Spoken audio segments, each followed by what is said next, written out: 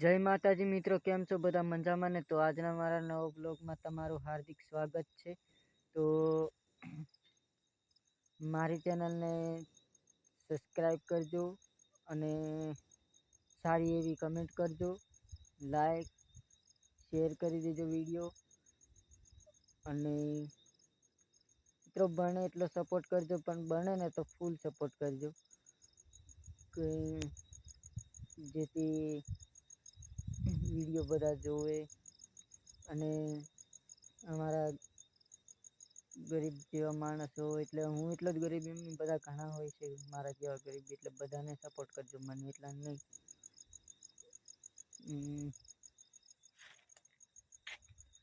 રાતના વાગ્યા છે 1 થી 1:30 વાગ્યા છે ને કરું છું રખોડું.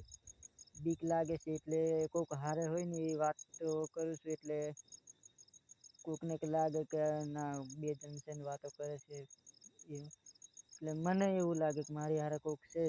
કેમ કે તમે મારો વિડીયો જોતા હોય એટલે તમે મારી હારે જ હોય એવું લાગે મને. એટલે મારી ચેનલને સબસ્ક્રાઈબ કરી લેજો અને કંઈક નવું બતાવતા રહીશું. અને રખોલું મિત્રો કરવું પડે, કેમ કે રખોલું કરશું, સાચવશું બધું તો જ મળશે. બાકી ભૂંડડા છે, રોજડા છે, એવું બધું આવીને ખોઈ જાય, બગાડી જાય તો શું મળવાનું છે? એટલે રખોલું કરવું પડે કાયદેસર.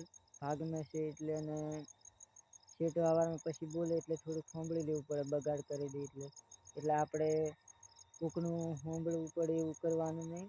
અને મહેનત સારી રીતે કરવાની, કેમ કે બીજે વરે આપણને સાંભળથી કેવું પડે કે તું આવ પાછો, એમ કેવું પડે. એટલે બીજી વાર બોલાવે એવું રાખવું પડે, તો બીજી વાર કોઈ બોલાવે નહીં. ભરોસો કરે એવું કામ કરવાનું અને કોઈનું બગાડવાનું નહીં.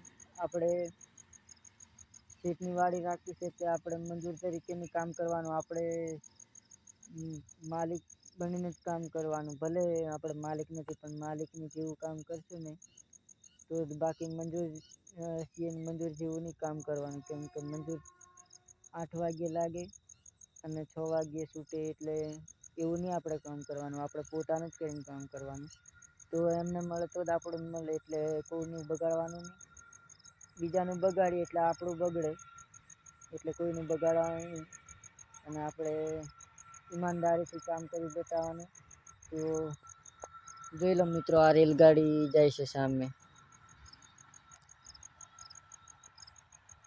તો મિત્રો મળશું બીજા નવા બ્લોગમાં. તો બાય બાય, અને બને એટલો સપોર્ટ કરજો. કરો તો ફૂલ સપોર્ટ કરજો, બાકી જેટલો બને એટલો તો કરજો. ચાલો મળશું બીજા બ્લોગમાં. જય માતાજી.